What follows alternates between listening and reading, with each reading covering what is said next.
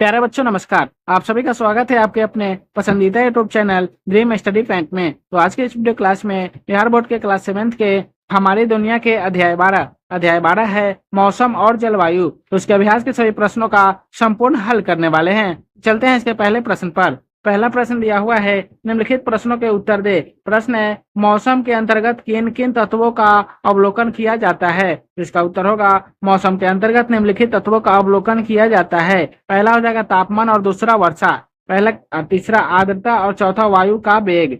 यदि एक वाक्य में कहे तो हम कह सकते हैं कि किसी निश्चित स्थान पर निश्चित समय में वायुमंडल की तत्कालीन दशा का मौसम कहते हैं। अगला प्रश्न है, जलवायु को परिभाषित करें, इसका निर्धारण कैसे होता है। इसका उत्तर होगा, किसी क्षेत्र विशेष में लंबे समय तक मौसम की औसत दशा को जलवायु कहते हैं। मौसम का निर्धारण करने के लिए एक लंबे समय सामान्यतः 33 वर्ष तक के वहां के तापमान की स्थिति, वर्षा की मात्रा, पवन की दिशा आदि का आंकड़ों एकत्र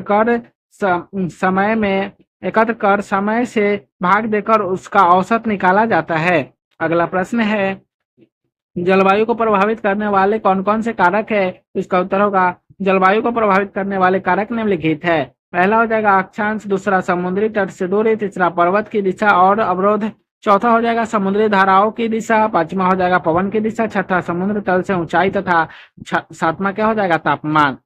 अगला प्रश्न है, पृथ्वी पर विभिन्न स्थानों का तापमान अलग अलग क्यों होता है। तो इसका उत्तर होगा, किसी भी स्थान का तापमान का आधार वहां प्राप्त होने वाले सूर्य की किरण है। जहां सूर्य की किरण सीधे पड़ती है वहां का तापमान अधिक होता है, जहां जहां सूर्य की किरण तिरछी पड़ती है वहां का तापमान कम होते जाता है। अतः स्पष्ट है कि सूर्य की किरण की कमी बेसी तथा सीधी तिरछी पड़ने के कारण पृथ्वी पर विभिन्न स्थानों का तापमान अलग अलग होता है।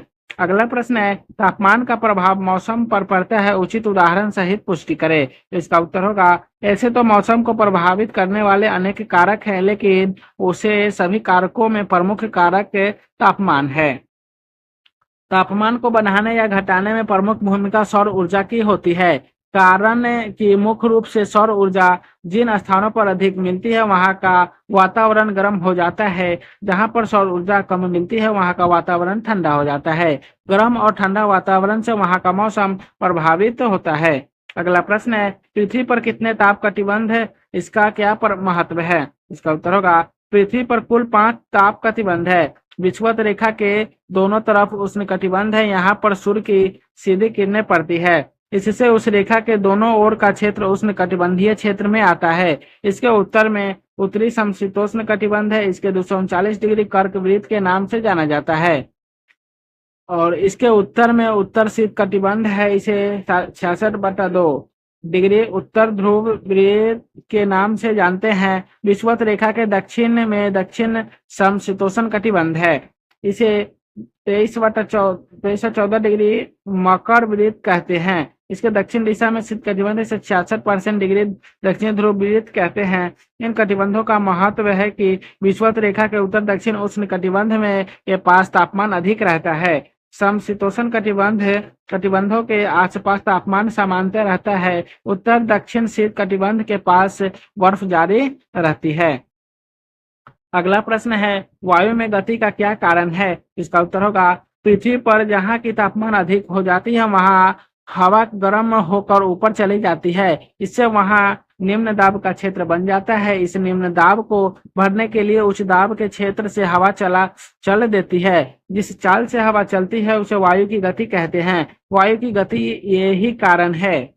अगला प्रश्न है, पवन के कितने प्रकार है, प्रत्येक भाग का सहित नाम सहित वर्णन करें। इसका उत्तर होगा, पवन के 3 प्रकार है। पहला होगा अस्थायी पवन, दूसरा मौसमी पवन और तीसरा अस्थानीय पवन। तो अस्थायी पवन क्या है। तो अस्थायी पवन हमेशा एक निश्चित दिशा में चलता है। यह पृथ्वी के घूर्णन गति के कारण उत्पन्न होता है। अस्थायी पवन अधिक दाब पेटियों से कम दाब वाली पेटियों की ओर चलता है। पछुआ, पूर्वी तथा व्यापारिक पवन अस्थायी के उदाहरण है। दूसरा है मौसमी पवन। जिस पवन की दिशा मौसम के अनुसार बदलती रहती है उसे मौसमी पवन कहते हैं। यह पवन ऋतु के अनुसार अपनी दिशा बदल लेता है। भारत में मौसमी पवन से ही वर्षा होती है। तीसरा क्या है, स्थानीय पवन तो वर्षा के खास समय और खास भूखंड पर चलने वाली हवाएं स्थानीय पवन कहलाती है। उदाहरण है कि उत्तर भारत के मैदानी भाग में मई जून महीनों में चलने वाली गर्म हवा पछुआ पवन। इस पवन के साथ काली कभी कभी लू भी चलती है। लू का विभिन्न स्थानों पर विभिन्न नाम है।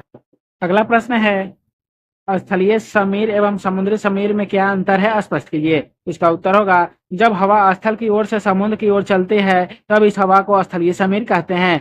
ठीक इसके विपरीत जब हवा की ओर से स्थल की ओर चलने लगती है तो इसे समुद्री समीर कहते हैं। स्थलीय समीर सदैव रात में चलता है, वही समुद्री समीर सदा दिन में चला करता है। अगला प्रश्न है, चक्रवात क्या है, इसके प्रभावों का वर्णन कीजिए। इसका उत्तर होगा, तूफानी हवाओं के अति शक्तिशाली भंवर को चक्रवात कहते हैं। चक्रवात के प्रभाव से भारी आंधी आती है और जनजीवन को काफी प्रभावित करती है। हवा नाचते नाचते काफी ऊंचाई पर चली जाती है और भारी वर्षा कराती है। चक्रवात यदि जमीन पर आते हैं तो आंधी वर्षा लाते हैं, यदि समुद्र में आते हैं तो उसकी लहरें काफी ऊंचाई तक उठ जाती है। अगला प्रश्न है, वर्षा कैसे होती है, इसके कितने प्रकार है। इसका उत्तर होगा, ऊंचाई पर जलवाष्प के संघनन होने से वर्षा होती है। यह सदैव चलते रहने वाली प्रक्रिया है। वर्षा होती है, पृथ्वी पर पानी पहुंचाता है, फिर ताप प्राप्त कर पानी वाष्प बनकर ऊपर चला जाता है। संघनन होता है और वर्षा होती है। सदैव चलते रहने वाले इस प्रक्रम को जल चक्र कहते हैं। वर्षा 3 प्रकार की होती है। पहला हो जाएगा संतायनिक वर्षा, दूसरा पर्वतीय वर्षा तथा तीसरा चक्रवातीय वर्षा।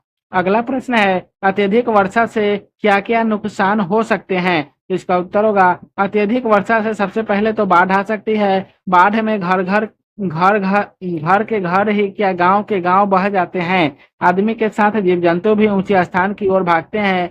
लगी लगाई फसल, यहाँ तक कि कभी कभी तैयार फसल भी बह जाती है। सरकार तथा गैर सरकारी संस्थानों को आदमियों के रहने तथा खाने पीने की व्यवस्था में जुट जाना पड़ता है।